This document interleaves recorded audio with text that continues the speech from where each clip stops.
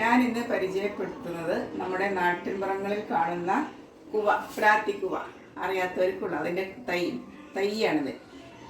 ഇതിൻ്റെ കിഴങ്ങ് എങ്ങനെ നമുക്ക് പൊടിയാക്കാം എന്നുള്ളതാണ് ഞാൻ ഇന്ന് നിങ്ങളെ പരിചയപ്പെടുത്തുന്നത്. കിഴങ്ങാണത്. ഇതാണ് കിഴങ്ങ്.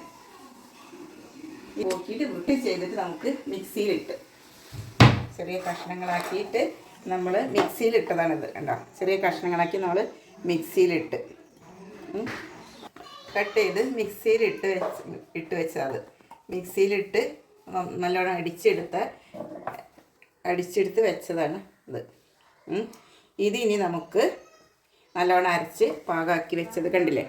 ഇതെടുത്തിട്ട് നമ്മളൊരു തുണി, ഇതിൻ്റെ മേലൊരു തുണി കെട്ടിയിട്ട്, കണ്ടോ പൊടി കണ്ടോ വരുന്നേ, അതിങ്ങനെ കെട്ടിയിട്ട് അത് നമ്മളിങ്ങനെ പിഴിഞ്ഞെടുക്കാം. ഇങ്ങനെ കിട്ടിയിട്ട് ഇങ്ങനെ പിഴിഞ്ഞ് കുറച്ചും കൂടെ വെള്ളം ഒഴിച്ച് പിഴിഞ്ഞ് ലാസ്റ്റ് ഇങ്ങനെ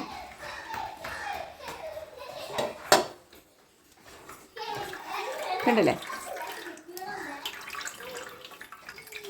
എടുത്ത് ഇങ്ങനെ വരും. അങ്ങനെ പിഴിഞ്ഞ് അതിൻ്റെ ചെണ്ടിയൊക്കെ അതിൻ്റെ സത്തൊക്കെ അതിലേക്ക് പോയിട്ട് ഇങ്ങനെ പിഴിഞ്ഞെടുത്ത് എന്നിട്ട് അത് ചളി പോക്കിയിട്ട് ഇത് കുറേ പ്രാവശ്യം വെള്ളം ഊറ്റിയിട്ട് കണ്ടോ. ഇതാണ് ഇത് നമ്മൾ ചെയ്ത കാര്യങ്ങളാണിത്. ഈ ചളിയാണിതിൽ അരച്ച് അതിൽ വെച്ച ചളി കണ്ട വെള്ളത്തിൽ ഇത് ഇന്നലെ വെള്ളം തെളിഞ്ഞ് വരണം. തെളിഞ്ഞ് വന്നിട്ട് ഇത് ഇങ്ങനെയാവും ഉണ്ടോ. അരച്ച് വെച്ചിട്ട് അരിച്ചെടുത്ത വെള്ളമാണിത്, അരിച്ചെടുത്തതാണ്. ഇതിൽ പൊടി ഉണ്ടാവും.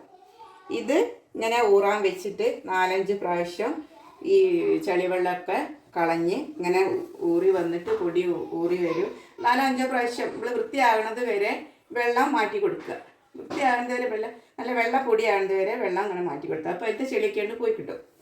അത് പോയി കഴിഞ്ഞാൽ ഏകദേശം നമുക്ക് ഇങ്ങനെ കിട്ടും. ചെളിയൊക്കെ പോയി കഴിഞ്ഞാൽ ഇത്ര ക്ലിയറിൽ വരണം, ഇങ്ങനെ വെള്ള കളറിൽ വരണം.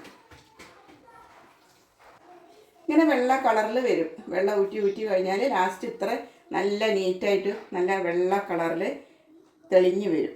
ആ വെള്ളം നമ്മളിങ്ങനെ ഒഴിച്ച് കൊടുത്തിട്ട് മേലെ ഒരു തുണി കാണിച്ചു തരാം. ഏകദേശം നമുക്ക് മനസ്സിലാവാഞ്ഞാൽ ഒരു തുണി ഇങ്ങനെ മേലെ വെച്ചിട്ട് നമ്മൾ നല്ല വെയിലത്ത് വെച്ചിട്ട് ഉണക്കിയെടുക്കുക. ഇങ്ങനെ വെയിലത്ത് വെച്ചിട്ട് നല്ലവണ്ണം ഉണങ്ങണം. എന്ന് വെച്ചാൽ നമുക്ക് ഒരു മരുന്നാണിത്. അപ്പോൾ കുറേ കാലം നമുക്ക് ഉപയോഗിക്കാൻ നിൽക്കണം. അപ്പോൾ നല്ലവണ്ണം ഉണങ്ങി വരും.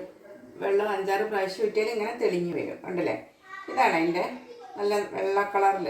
പിന്നെ ആ ലാസ്റ്റ് വെള്ളം കൂടെ നമ്മൾ കളഞ്ഞിട്ട് ഇങ്ങനെ മേലെ ഒരു തുണി ഇട്ടിട്ട് നല്ല വെയിലത്ത് നമുക്ക് ഉണക്കാൻ വെക്കാം. ഇങ്ങനെ വെക്കണം.